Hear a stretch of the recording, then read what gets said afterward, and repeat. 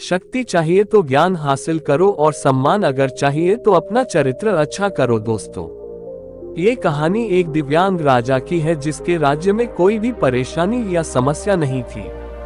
सभी लोग उस राजा से बहुत खुश थे और ऊपर वाले से धन्यवाद करते थे कि इतने अच्छे राजा को उनकी जिंदगी में भेजे। वह राजा दिव्यांग था, उसकी एक आंख नहीं थी और एक पैर नहीं था, लेकिन फिर भी राजा को इस बात का कोई भी मलाल नहीं था। एक दिन राजा अपने महल के गलियारे में घूमते हुए अपने पूर्वजों की तस्वीर को देख रहा था और सोच रहा था कि मेरे पिताजी इतने सूर्यवीर थे, उनके पिताजी इतने सूर्यवीर थे, हमें इतने सूरवीर खानदान में जन्म लेने का मौका मिला। ऊपर वाले का बहुत बहुत धन्यवाद है। राजा ने सभी चित्र को देखते हुए आखिरी चित्र तक पहुंचा और फिर उस खाली जगह को देखा तो वह चिंता में पड़ गया, क्योंकि उसे यह मालूम था कि अब यहाँ जो तस्वीर लगेंगी वह उसी की लगेंगी। लेकिन राजा को इस बात की चिंता नहीं थी कि वह मर जाएगा। चिंता इस बात की थी कि वहाँ जो पेंटिंग लगेंगी वह कैसी लगेंगी। राजा का एक आंख और एक पैर न होने की वजह से वह चिंता में था। राजा का एक आंख और एक पैर न होने की वजह से वह चिंता में पड़ गया और सोचने लगा कि इस गलियारे में इतनी शानदार पेंटिंग लगी है, लेकिन मेरी एक आंख और एक पैर न होने की वजह से मेरी तस्वीर सबसे खराब लगेंगी और भक्ति दिखेगी। राजा ने सोचा कि मेरे मरने के बाद पता नहीं कैसी पेंटिंग बनेगी और क्यों ना मैं अपने जीते जी ही एक शानदार पेंटिंग बनवाऊं ताकि मुझे सुकून मिल जाए कि यहाँ मेरी अच्छी पेंटिंग लगेंगी। अब उस राज्य में ऐलान करवा दिया गया और सभी पेंटर को बुलाया गया और कहा गया कि जो भी पेंटर राजा का शानदार पेंटिंग बनाएगा उसे शानदार इनाम मिलेगा। अब सभी पेंटर राज्य में आए। उन सभी पेंटर को पता था कि अगर शानदार पेंटिंग बनेगा तो शानदार इनाम मिलेगा, लेकिन जिस राजा का एक आंख नहीं है, एक पैर नहीं है, उसका शानदार पेंटिंग कैसे बनेगा।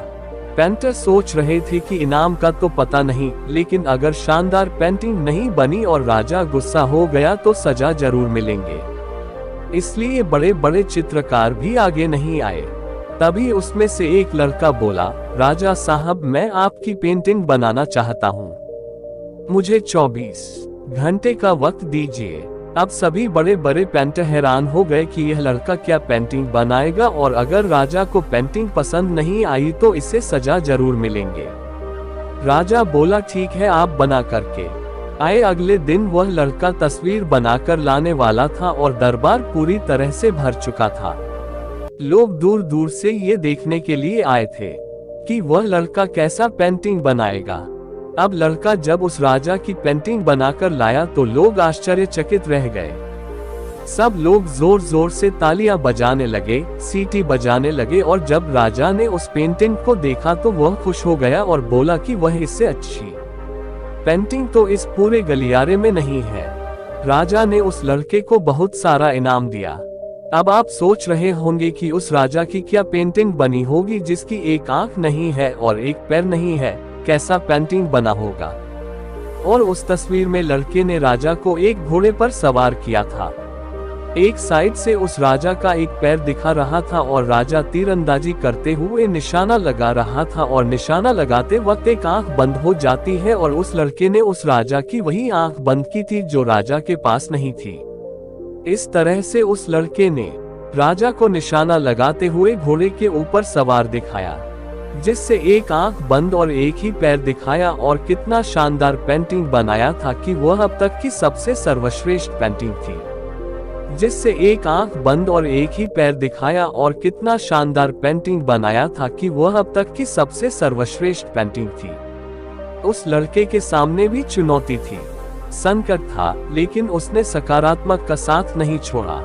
जिंदगी में आप जिस भी मुकाम पर हो, जिस भी संकट में फंस जाए, जिस भी स्थिति में हो, अगर आपने सकारात्मक का साथ कभी नहीं छोड़ा तो यकीन मानिए आप उस संकट से बाहर निकल आएंगे।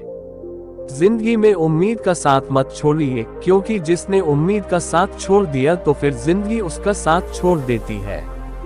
हर पल सकारात्मक रहिए, खुश रहिए, ऊपर वाले के आशीर्वाद के साथ और अपनों के प्यार के साथ अपनी अच्छी और सच्ची में के साथ कर दिखाओ कुछ ऐसा कि दुनिया करना चाहे आपके जैसा। दोस्तों, उम्मीद करता हूँ कि आप लोगों को कहानी पसंद आई होगी और इस कहानी से आपको बहुत कुछ सीखने को मिला होगा। ऐसे ही रोचक कहानियों के लिए हमारे चैनल इंस्पायरिंग डे 2.0 सब्सक्राइब करें और वीडियो को लाइक करें। मिलते हैं फिर एक नई कहानी के साथ, तब तक अपना ख्याल रखें। नमस्कार।